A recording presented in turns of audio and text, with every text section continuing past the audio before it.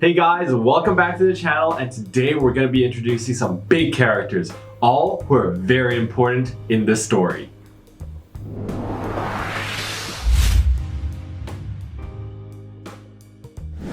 First of all, we have Gil-galad, who is a High King of the Elves of the West. He appeared only briefly in the films. Gil-galad played a massive role in the events of the Second Age in the broader Lord of the Rings lore, and even formed the alliances that defeated the Dark Lord Sauron for the first time. But looking at his power-filled stats, building him will certainly not be a loss. I looked at his skills and the characteristics are all still very obvious. He is either a bonus to elf units or a bonus to men, dwarves, ents, or beasts. If you want Gil-galad to become an elf leader, then you'll have to focus on Kingly Kin and High King. Kingly Kin can give elven units a chance to avoid damage during the first 2 rounds of combat. So 2 rounds might sound short to you, but you'll effectively start fighting the enemy with their numbers already greatly diminished. With High King, it grants elves with reduced damage received for every point that you invest in it. And the sub-skills are also pretty good. Almost all of them are damage bonuses. If you want him to have more options on units, you can also probably upgrade the other 2 main skills, including Icicle and White Council. In the early game, I would probably recommend building him as a normal leader, because it is not really easy to reach respect level 5. Welcome to Rivendell. Next up, we have Elrod, who is the Lord of Rivendell and Imladris, and also the father of Arwen as well as Aragorn. That feels quite amazing, because Aragorn looks much older than Elrond. I mean, I can only say that these elves are really able to stay young forever. Elrond is powerful in Lord of the Rings, but not that powerful in-game. He is outshined by most of the other tier 2 commanders and even some of the tier 1 commanders. Okay, fine. I mean, if you still want to build him, I'll tell you how to do it. The first step is definitely to upgrade Vilya's Ringbearer to increase the damage bonuses for elves. Unfortunately, it's not really easy to reach level 5. Then upgrade White Council, which will give all allied units a bonus in defense. Finally, for some damage bonus, upgrade Half Elven. You can see that all the better skills are from respect level 3 to 5, and unlocking them is quite difficult. So this commander is just a little weak and I'm not going to introduce him any longer. If you have any other tier 3 commanders, give him up for that. Next up, we have Radagaster Brown, and he is one of the Astari who were sent to Middle Earth. He likes animals and nature a lot, and rather more than humans, so he spends most of his times in the jungle away from people. And he is also a very important character in the movies, helping Gandalf and his crew many times. So reflecting that in the game, he's a character that has great support and healing traits. With this commander, I'm a bit torn because at respect level 5, he has a special bonus to eagles called Bird Tamer.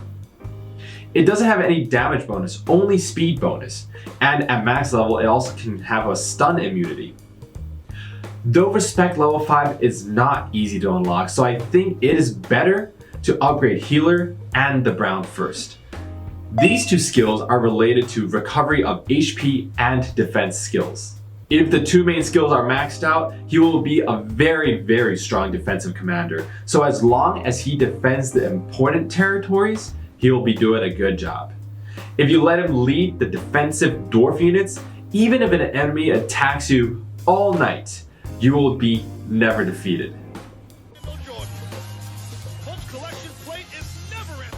This elf, I had no idea who he was until I saw his official profile.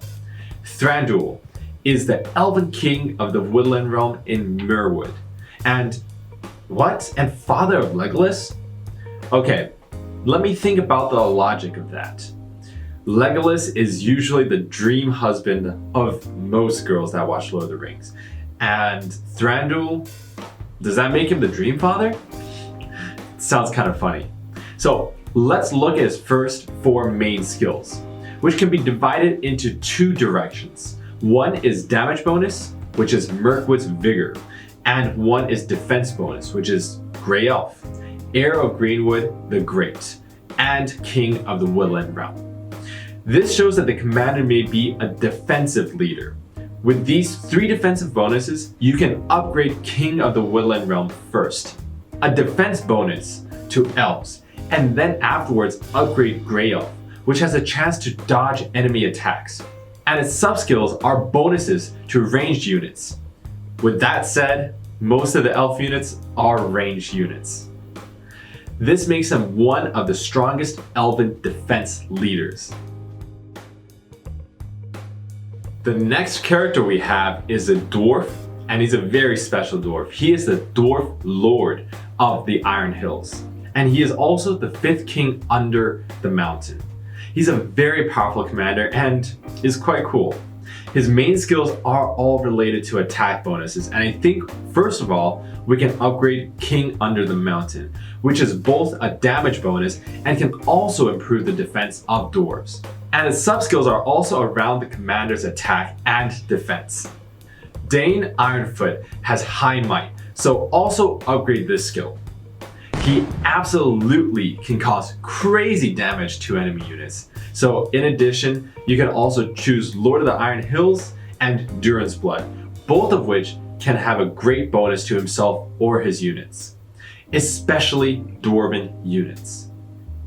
If I would have to choose one, I would choose Durin's Blood because it is a bonus for the commander.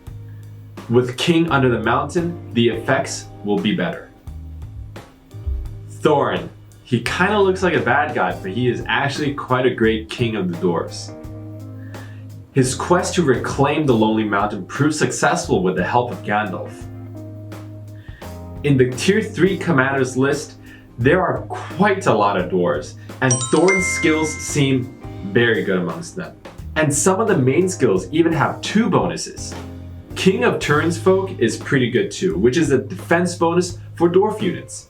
Its sub-skill is counterattack and defense bonus. Dwarven melee units are also very suitable for him to command. For the second skill, I would probably choose Revivalist, which has a damage bonus and can recover HP. So he can keep fighting the enemy for a longer time. The other 2 main skills are also quite good. You can spend some skill points to upgrade them as well. Though I prefer Frightened with Stun, so I would choose to upgrade Revivalist.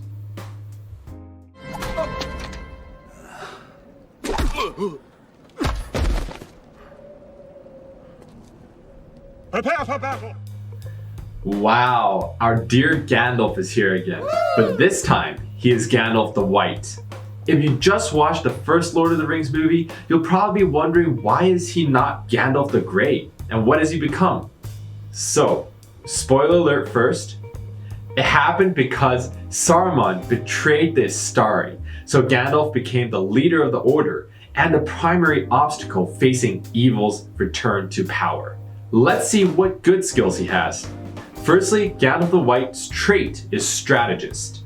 For this, we can see that the main focus of his main skill may not be the damage bonus. The first main skill we need to focus on is White Rider. It's a great skill since it can debuff the enemy units and at the same time receive more damage on the hits. Another main skill I would choose is the White. It's excellent for additional bursts during battle.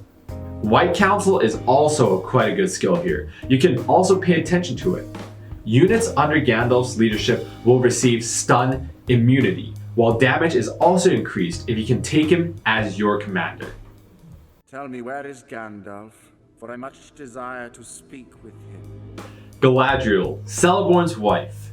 They ruled the Elven realm east of the Misty Mountains, and she is one of the greatest elves to have ever lived, surpassing most in the Ring of Advent.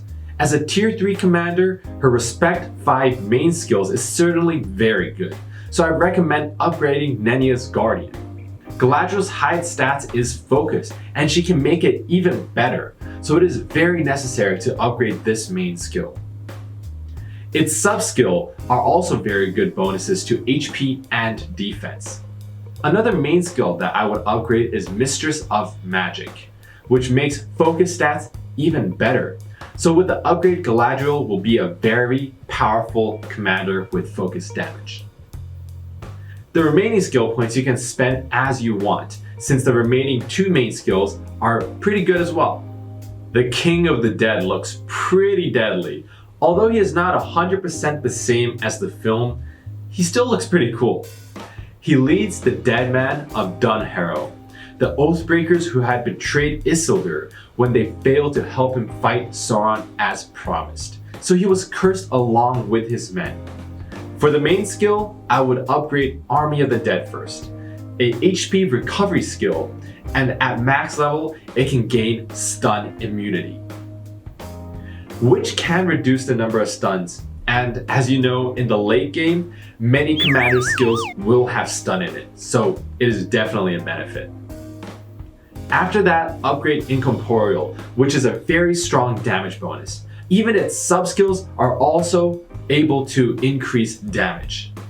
You should also spend some points on the sub-skill Chaotic Retreat, which will increase defense.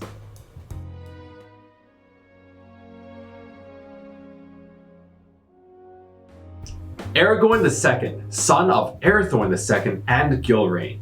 He is a warrior whose actions speak louder than his words. His skills are equally noteworthy, making him one of the best commanders in my opinion. I personally think we should upgrade Strider first, although it is a very equipment dependent skill. Though as long as you make good use of it, you receive the benefits of all aspects, provided that you have good and suitable equipment for him. Its sub-skills are damage bonuses, and I think you should focus on LSR, which is its main skill that can do well in recovering HP. And even with the probability of recovering it twice. This will be the last 2 videos on commanders. This time we talked about all our favorite main characters, and next time we will talk about some quite annoying commanders. So if you liked the video, hit like, subscribe, and leave a comment in the comment section below, and stay tuned for our next video. See you next time.